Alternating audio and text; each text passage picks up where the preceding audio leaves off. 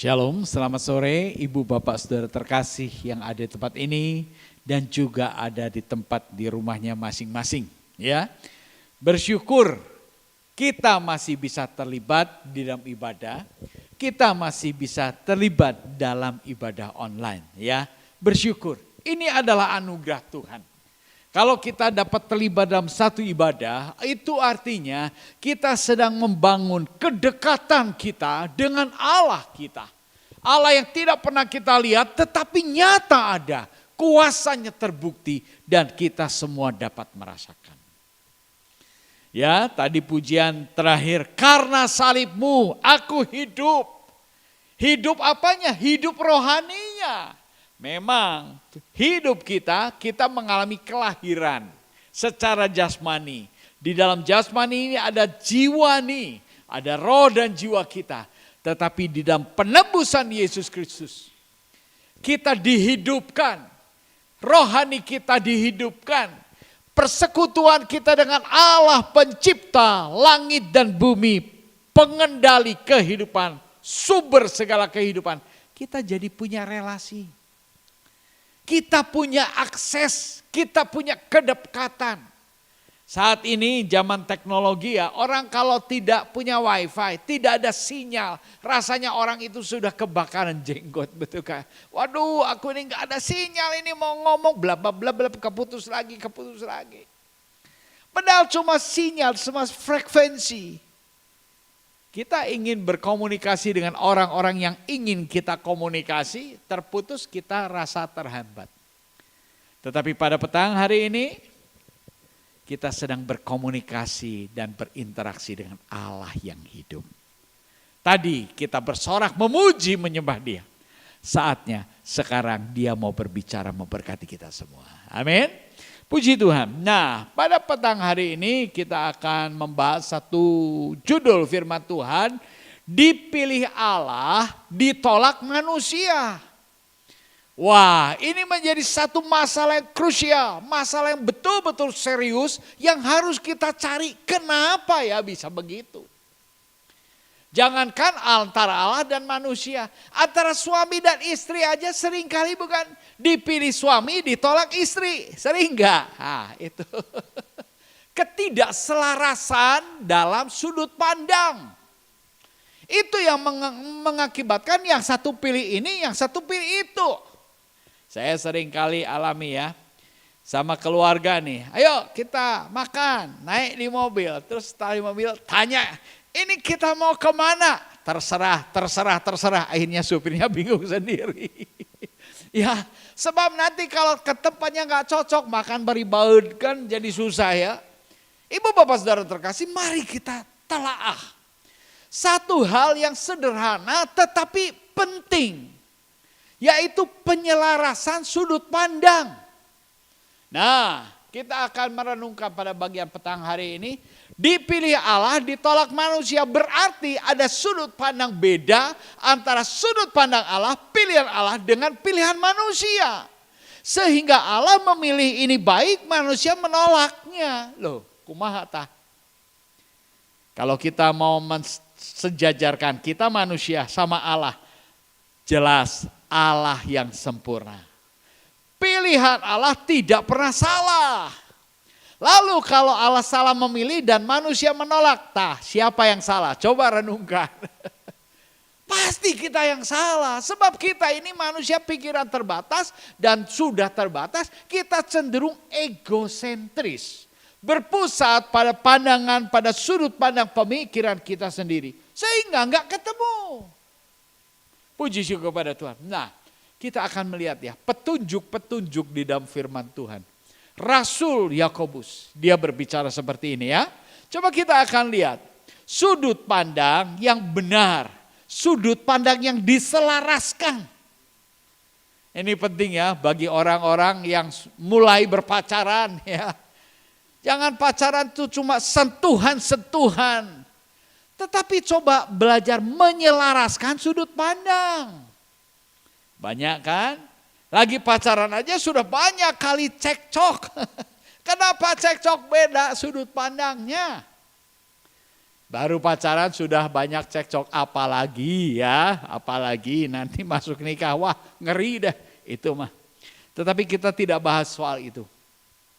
Kalau perlu membahas soal itu, nanti kita akan berbicara dalam satu bentuk khusus, membicarakan tentang berpacaran untuk masuk dalam pernikahan. Tetapi saat ini kita mau menyelaraskan sudut pandang kita dalam tuntunan daripada Rasul Yakobus. Ya, Yakobus 2 ayat yang pertama dikatakan, saudara-saudaraku, sebagai orang yang beriman kepada Yesus Kristus Tuhan kita yang mulia, janganlah iman itu kamu amalkan dengan memandang muka. Ini Rasul Yakobus. Dia ceritakan, ditujukan nasihat ini kepada siapa? Kepada orang-orang percaya. Saudara-saudara, sebagai orang yang beriman kepada Yesus Kristus. Jadi bukan kepada umum ini nasihat. Kepada kalangan sendiri gitu ya. Kalangan mana? Kalangan orang-orang percaya. Percaya yang kepada siapa? Percaya kepada Yesus Kristus yang kita jadikan Tuhan, Dia yang mulia. Peringatan ini ditujukan. Sebab kita tahu ya, banyak sekali kepercayaan, bukan? Orang banyak beriman, banyak. Tapi beriman kepada percaya sesuai dengan kepercayaannya masing-masing. Tetapi nasihat ini ditujukan kepada orang yang beriman, yang imannya kepada Yesus Kristus. Dan menjadikan Yesus Kristus sebagai Tuhan yang mulia. Nah, peringatan itu dikatakan, janganlah iman itu kamu amalkan dengan memandang muka. Pengamalan iman kita, pengaplikasian iman kita, tindakan iman kita, jangan kita mengamalkannya dengan memandang muka.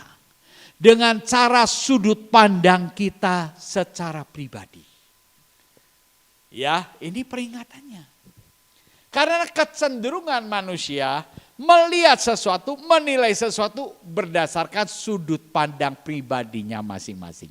Setuju enggak ya? Maka sebab itu soal makan pun, soal pilih makan pun sesuai dengan seleranya masing-masing. Jadi paling enak kita pergi ke food court yang segala macam rasanya ada. Jadi silahkan pilih, aku mau bakso tahu, itu mau mie kocok silahkan, itu mau babi hog silahkan. Jadi bebas. Kita lebih leluasa di dalam memilih. Kenapa pemilihan berbeda? Karena seleranya beda, karena sudut pandangnya beda.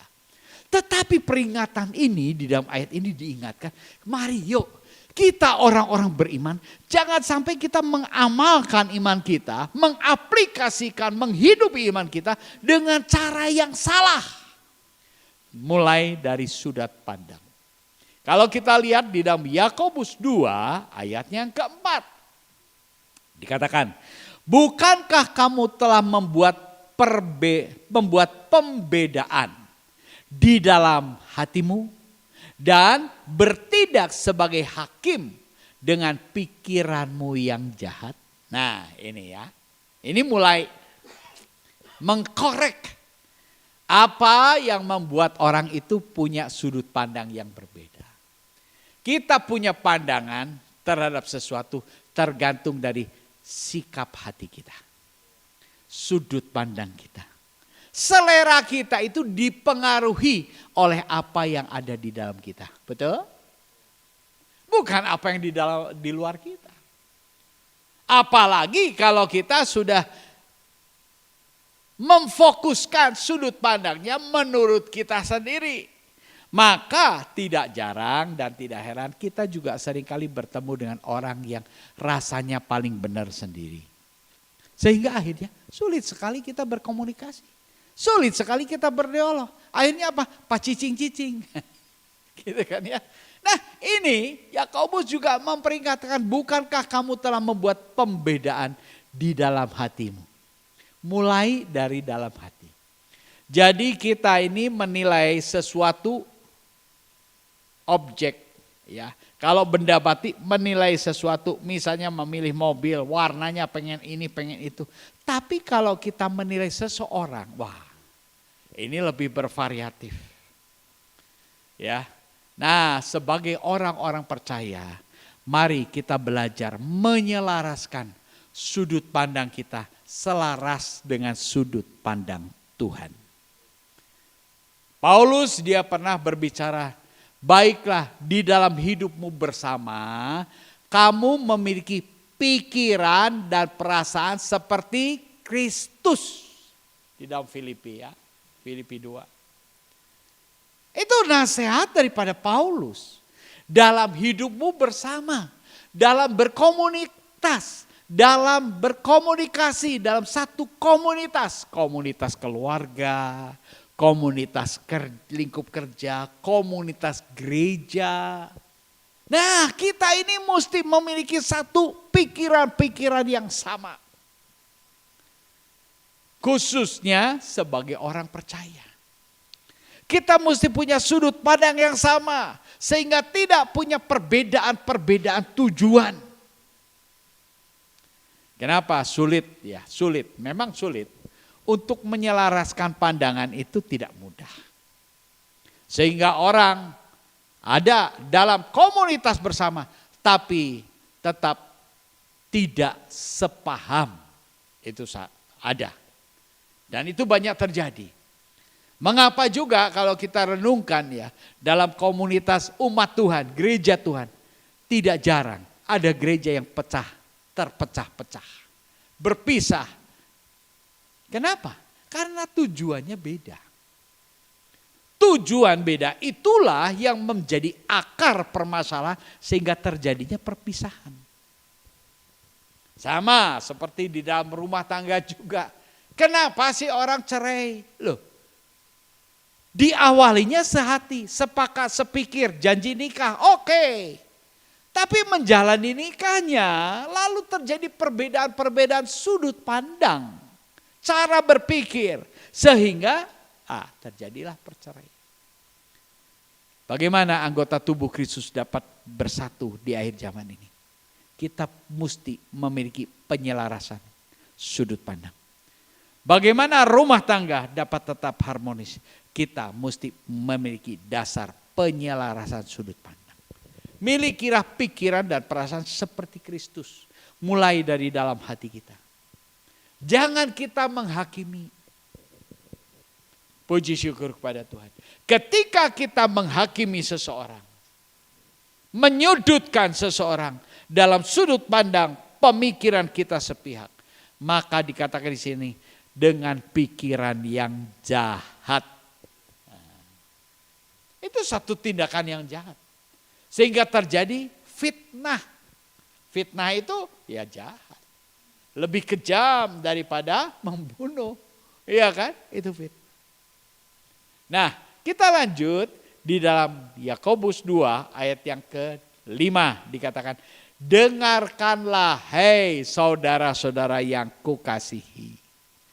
Bukankah Allah memilih orang-orang yang dianggap miskin oleh dunia ini untuk menjadi kaya dalam iman dan menjadi ahli waris kerajaan yang telah dijanjikannya kepada barang siapa yang mengasihi Dia.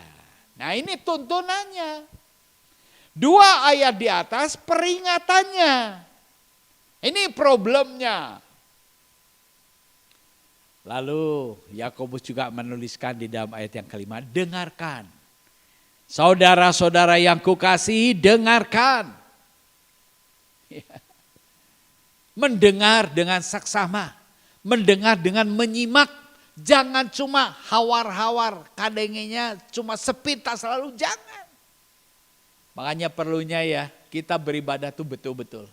Menyediakan hati, menyediakan waktu yang khusus bagi Tuhan.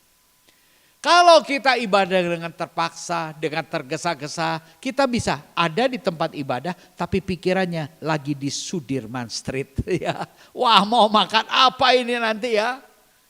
Bisa nggak? Bisa. adanya ada di sini, absennya ada. Kita sudah absen tadi, udah absen, benar ada, benar. Tapi pikirannya enggak ada di situ. Kenapa? Karena tidak serius. Nah, Yakobus katakan, dengarkanlah hai saudara-saudara yang kukasihi. Bukankah Allah, nah ini sudut pandang Allah ya. Bukankah Allah memilih orang-orang yang dianggap miskin oleh dunia. Dianggap lemah oleh dunia. Dianggap tidak berdaya oleh dunia. Dianggap tersingkir oleh dunia. Dipilih Allah untuk menjadi kaya di dalam iman. Menjadi kaya di dalam iman. Kaya di dalam pengharapan. Pengharapan yang seperti apa sih? Pengharapan yang dapat undian? Pengharapan yang dapat lotre? Tidak. Pengharapannya pasti menjadi ahli waris kerajaan yang telah dijanjikannya. Wah, ini pengharapan kita sebagai anak-anak Tuhan.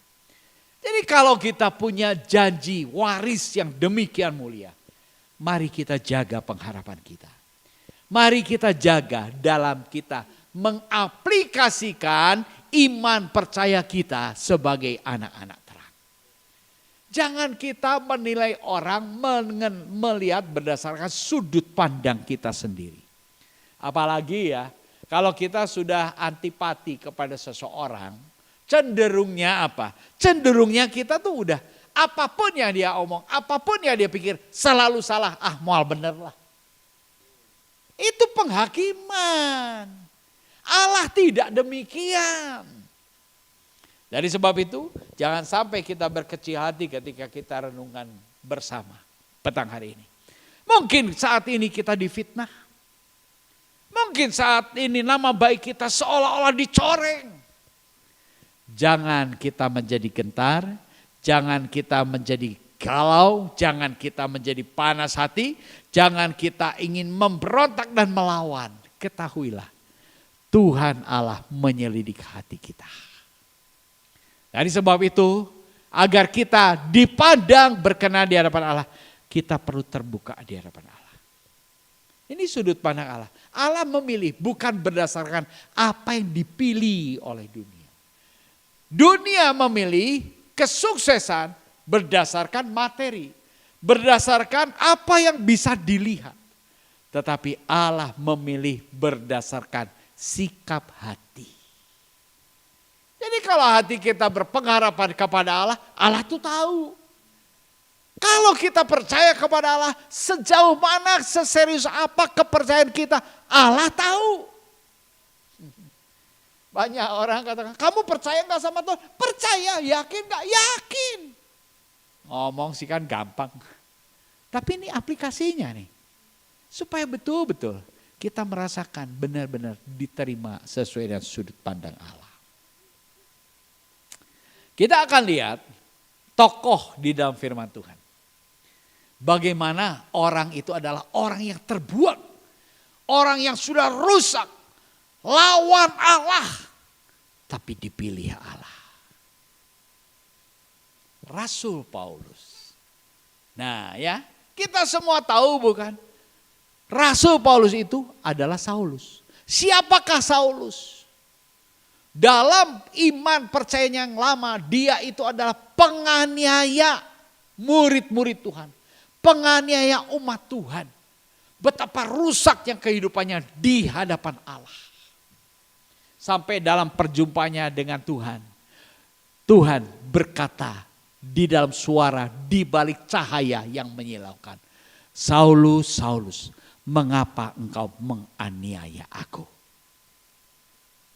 Ini bukan soal sudut pandang, tetapi ini jelas penganiayaan. Bukan soal penilaian, tetapi penganiayaan itu yang dilakukan Paulus. Sudut pandangnya demikian berontak, menentang Allah. Tetapi dia mengalami satu perubahan. Mendapat kasih karunia. Dia mendapat penerimaan di hadapan Allah. Sekalipun begitu rusak. Sehingga melalui pengalamannya itu dia bersaksi. 1 Korintus 1 ayatnya yang ke-26. Kita akan sama-sama lihat ya. 1 Korintus 1 ayat yang ke-26. Dikatakan, ingat saja saudara-saudara, bagaimana keadaan kamu ketika kamu dipanggil.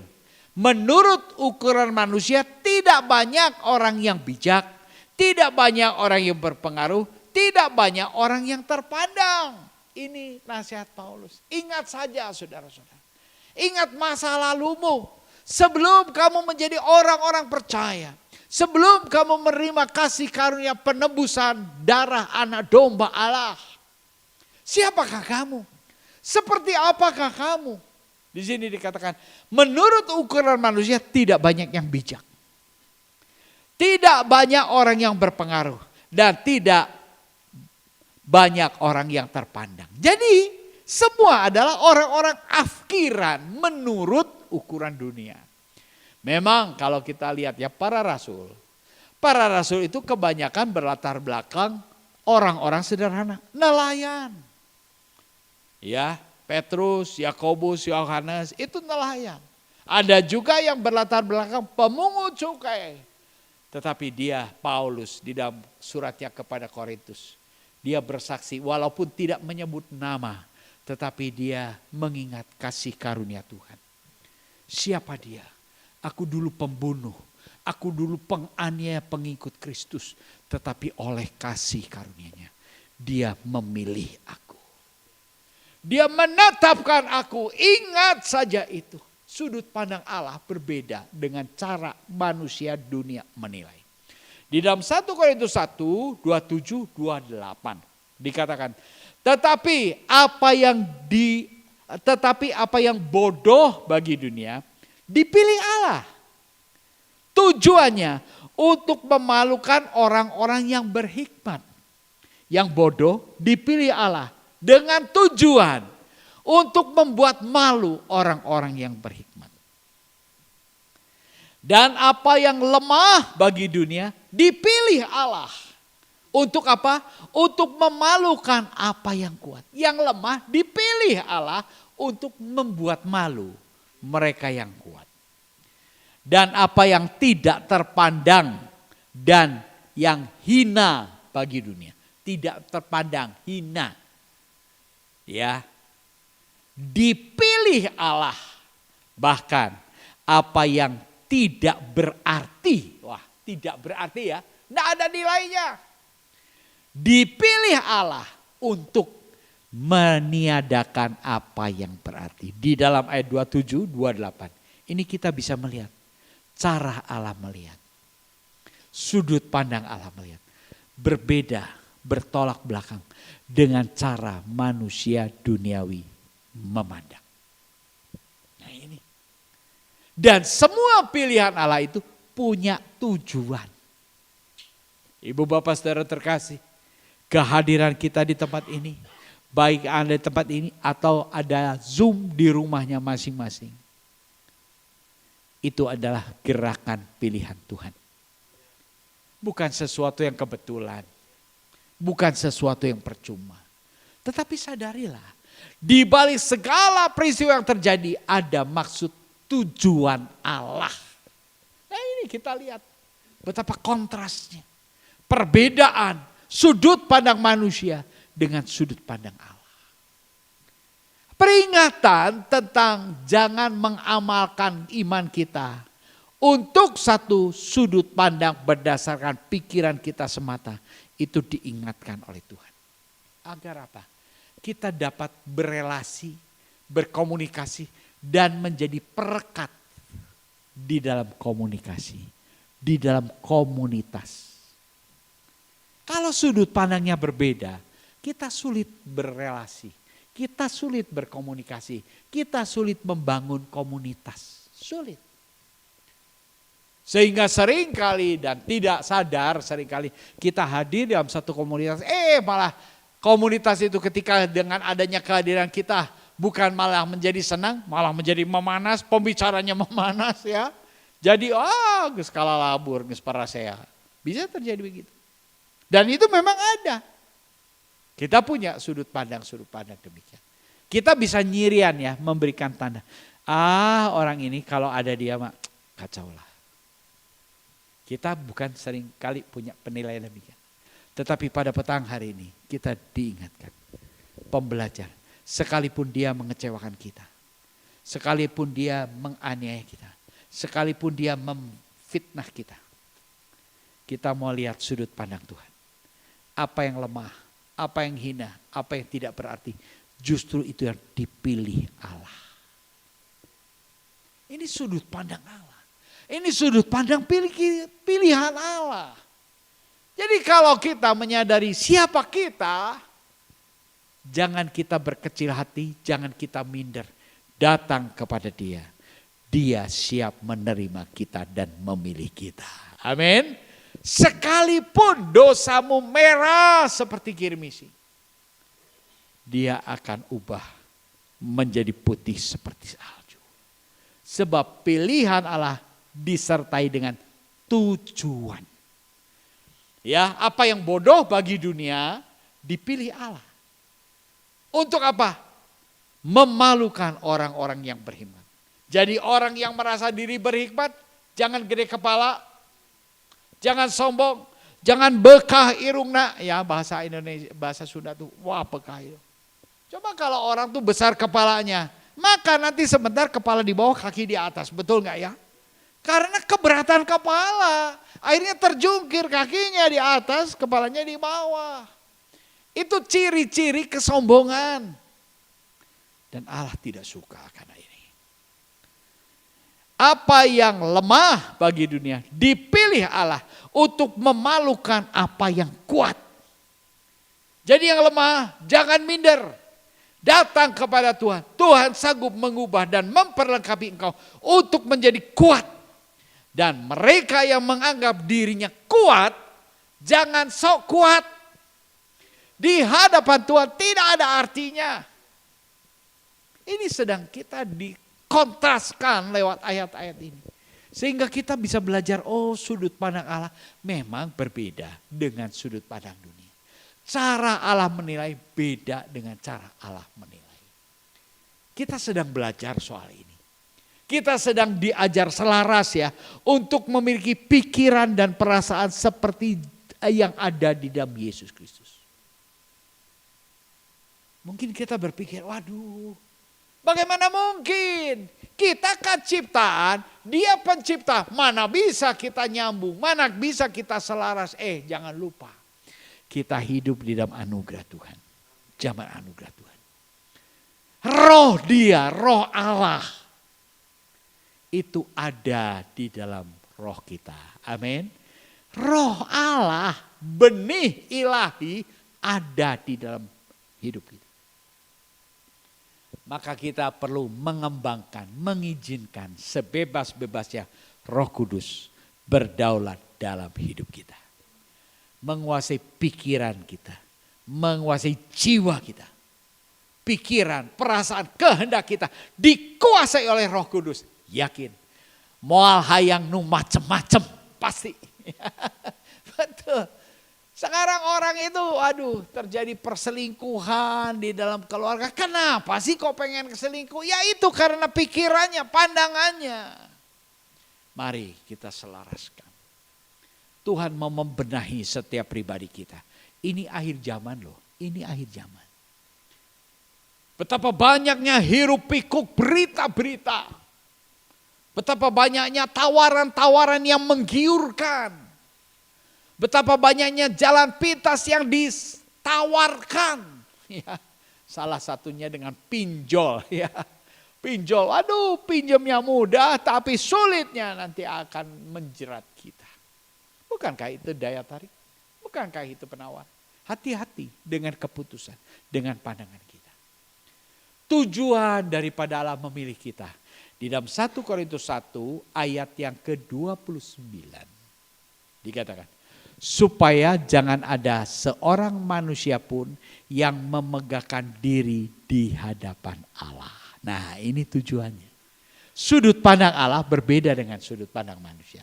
Kalau sudut pandang manusia, orang-orang dunia, wah ini orang potensial, ini orang mesti disanjung, ini orang mesti disembah, ini orang mesti dijilat pantatnya supaya dia memberikan perhatian kepada kita lebih. Betul enggak? Banyak orang. Pencitraan. Orang itu melakukan gaya pencitraan. Itu tujuannya apa? Supaya menarik hati kamu ya. Dengan tujuan maksud-maksud jahat di dalam hati kita. Hayang kapuji gitu ya kalau bahasa Sunda itu kan. Nah banyak, itu umum. Maklum, itu manusiawi. Ya manusiawi. Tetapi ingat, ketika kita belajar tentang maksud Tuhan untuk kita umat pilihannya menjadi manusia-manusia yang rohani. Memiliki integritas Kristus. Ini akhir zaman. Kita betul-betul mesti tampil berbeda. Ya, tampil berbeda. Anak-anak muda sekarang gaya bahasanya berbeda. Ya. Gaya bahasanya tuh banyak disingkat-singkat. Ya. Seringkali kita juga putus komunikasinya. Dengarti, naon anu diomongku barudak teh. Ya maklum ya, karena saya ini kelompok usia udah kepala 6 ya. Tetapi puji Tuhan masih bisa berkomunikasi asal jelas. Jangan pakai singkatan-singkatan. Gitu kan ya. Karena banyak sekali pakai singkatan-singkatan itu lagi itu aduh sampai lupa sendiri saya tuh. Singkatannya tuh apa? Anak saya itu, istri saya lagi berbicara dengan salah satu keponakan berbicara. Oh ini juga lagi sakit apa ya? Sakit pilek ya, bapil. Oh ini juga bapil, ini juga bapil. Saya dengar bapil naon eta teh. Lalu setelah selesai pembicaraan saya tanya bapil teh naon? Batuk pilek papi. Oh alah. Ngomong batuk pilek aja pengen disingkat saking malesnya ngomong. Tah eta jadina siga kitu. Ya. Terus ada mager. Mager teh naon? Males gerak. Coba bayangin, itu bahasa sekarang Ibu Bapak. Gak apa-apa, saya udah umur 60-an juga pengen belajar, tahu dikit gak apa-apa lah. Kalau males gerak, pantaslah disingkatnya karena ngerakeun. Males gerak itu tandanya orang malas. Ya disingkat mah gak apa-apa lah. Tapi kalau batuk pilek gak usah disingkat, dokter ge bingungan.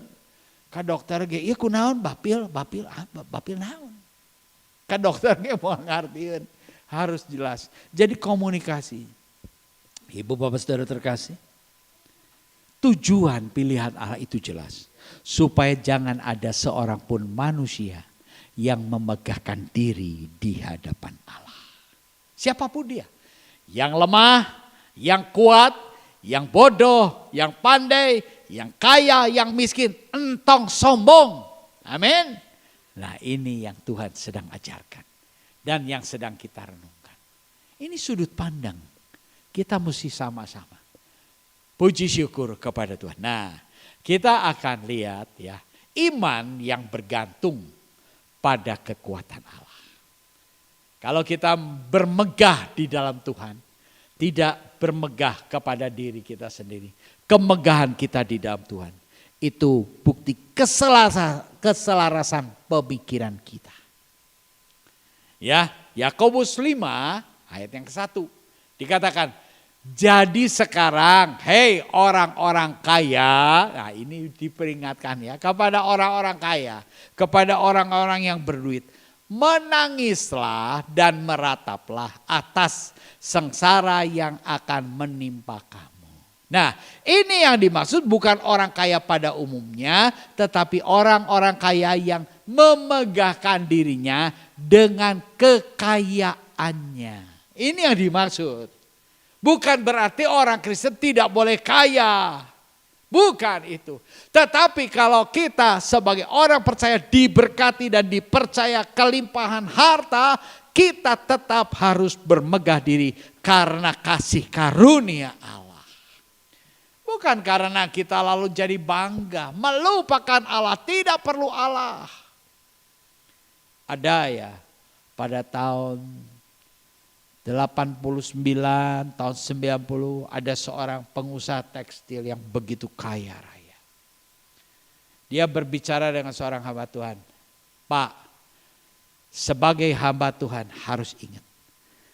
Duit nomor hiji Uang itu di atas segala-galanya. Tahun 89, tahun 90 ya dia bisa bicara demikian. Tetapi tahun 98 terjadi krisis moneter. Perubahan drastis begitu besar. Ternyata dia harus mengakui tahun 89-90 dia masih jaya raya. Selewatnya masa krisis dia mengalami kehancuran di dalam ekonominya. Kenapa? Karena dia mau bermegah diri dengan kekayaannya. Jadi ibu bapak saudara terkasih, nasihat Yakobus ini dikatakan, jadi sekarang hei orang-orang kaya yang mengandalkan dan bermegah atas kekayaannya. Ya, ini perhatikan ya, jangan sampai salah paham. Jangan sampai gagal paham. Ya, orang kaya yang bermegah dengan kekayaannya itu diperingatkan jangan sombong. Menangislah dan meretaplah atas sengsara yang akan menimpa kamu. Kita belajar pada petang hari ini. Supaya kita memiliki sudut pandang yang selaras dengan Tuhan. Kita minta roh hikmat daripada Tuhan.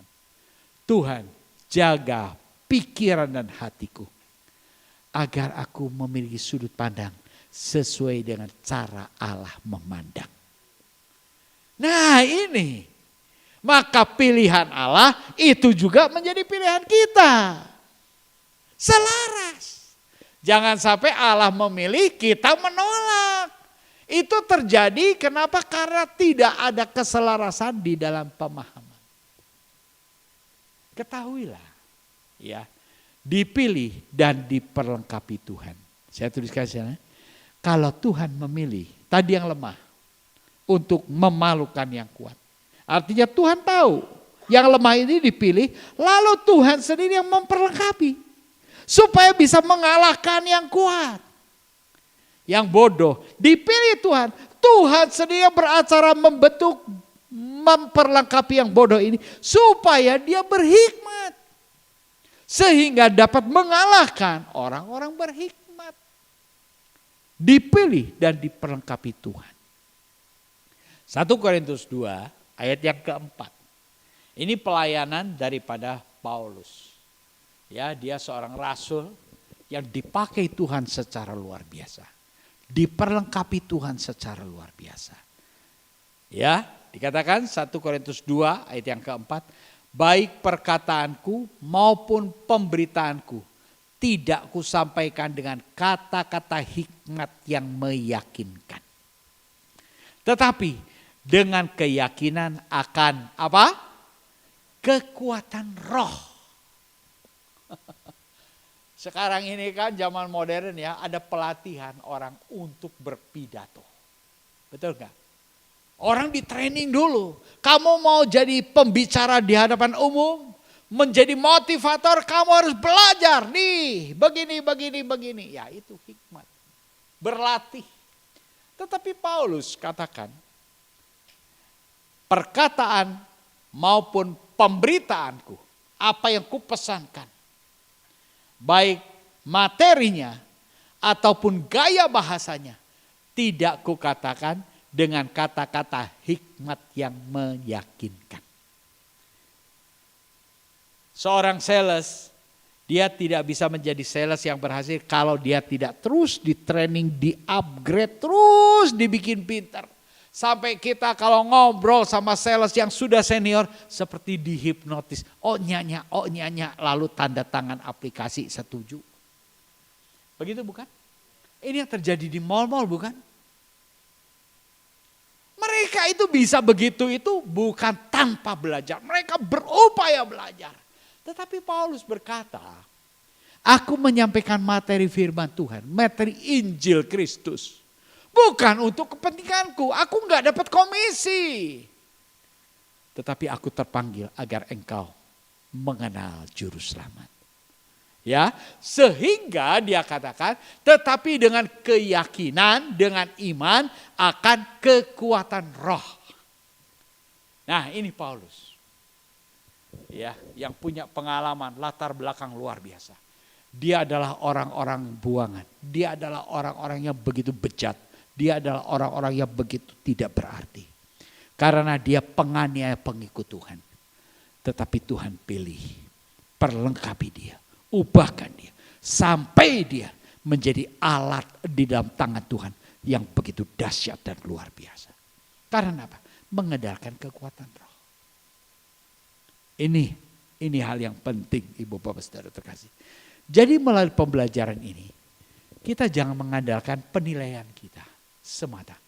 Tetapi kalau kita menilai pun, kita harus berdasarkan hikmat daripada Roh Kudus. Kalau kita tidak menilai pun salah. Kalau kita tidak punya penilaian, kita tuh abu-abu. Kita tuh tidak bisa punya ketegasan. Kita tuh tidak bisa punya pilihan. Anak-anak Tuhan bukan untuk menjadi demikian. Anak-anak Tuhan harus dapat bisa membedakan mana kehendak Allah yang baik, yang berkenan, dan yang sempurna. Ini hikmat yang daripada Tuhan. Ini kita perlu upgrade iman kita, pengalaman kita, pengenalan kita, kedekatan kita dengan Tuhan. Seperti apa yang disampaikan oleh Paulus. Sebagai ayat terakhir, 1 Korintus 2 ayat 5. Supaya iman kamu jangan bergantung kepada hikmat manusia, tetapi pada kekuatan Allah. Nah itu tujuannya ini. Penyelarasan sudut pandang kita, menyelaraskan dengan sudut pandang Allah. Supaya apa? Iman kita itu tidak mengandalkan pikiran kita. Tidak mengandalkan pengetahuan kita. Tetapi betul-betul mengandalkan kekuatan Allah. Kalau kita kagum ya, melihat teknologi demikian maju. Lah kita kagum. Luar biasa ya. Tapi ingat, jangan kita kagum sama penemu teknologi itu. Jangan kita kagum sama pribadi yang mengembangkan teknologi kita. Mari kita kagum kepada Dia yang begitu hebat, yang diciptakan oleh Allah menjadi pribadi yang begitu hebat. Bisa mengerti nggak? Jadi bukan orangnya yang kita kagumi, tetapi Allah yang menjadikan orang itu begitu hebat. Nah itu sudut pandang Allah. Allah sedang ingin mengajar kita semua. Sehingga kita dapat betul-betul mengaminkan bagi Dia tidak ada yang mustahil. Amin. Iya. Kalau kita berkutat hanya berpikiran-pikiran kita yang tidak tahu besok akan terjadi apa, kita tidak tahu bukan sejam lagi akan terjadi gempa bumi atau apa, kita tidak tahu apa. Kalau kita mengadakan pikiran yang sangat sempit dan pendek ini, betapa malangnya kita. Mari kita selaras dengan pikiran Tuhan. Agar tidak ada terjadi penolakan. Jika Allah pilih, kita sepakat dengan pilihan Allah. Sehingga tidak terjadi pemberontakan. Ketidakselarasan kita dengan Allah, itu yang membuat kita sulit untuk menerima kasih karunia Allah. Sulit untuk bersyukur. Sebab sesungguhnya apa yang Tuhan berikan itu semua adalah yang terbaik. Tetapi karena kita sudah punya konsep pemikiran sendiri, kita nggak bisa selaras dengan apa yang Tuhan mau. Kata kuncinya, semua ini terjadi supaya iman kamu jangan bergantung kepada hikmat manusia. Manusia berhikmat ya, karena Allah mencipta manusia. Allah tidak mencipta manusia sebagai robot. Manusia dengan teknologinya bisa mencipta robot manusia. Manusia bisa mencipta robot. Manusia tidak bisa cipta manusia seutuhnya. Hanya Allah yang sanggup mencipta manusia. Dari sebab itu, mari iman kita selaraskan. Hikmat kita selaraskan. Sudut pandang kita selaraskan. Sehingga iman kita tidak bergantung pada hikmat manusia, tetapi kepada kekuatan Allah. Yang paling terakhir, dipilih Allah, ditolak manusia ketika kita belum selaras. Tetapi lain halnya, ketika kita memiliki pikiran dan perasaan seperti Kristus, apa yang Allah pilih itu selaras dengan pilihan kita. Apa yang kita panjatkan sebagai permohonan itu selaras dengan apa yang Tuhan kehendaki. Sehingga doa-doa kita dikabulkan. Puji syukur kepada Tuhan. Biarlah pada petang hari ini melalui perenungan firman Tuhan, kita dapat menikmati berkat Roh Kudus memberkati kita semua. Amin.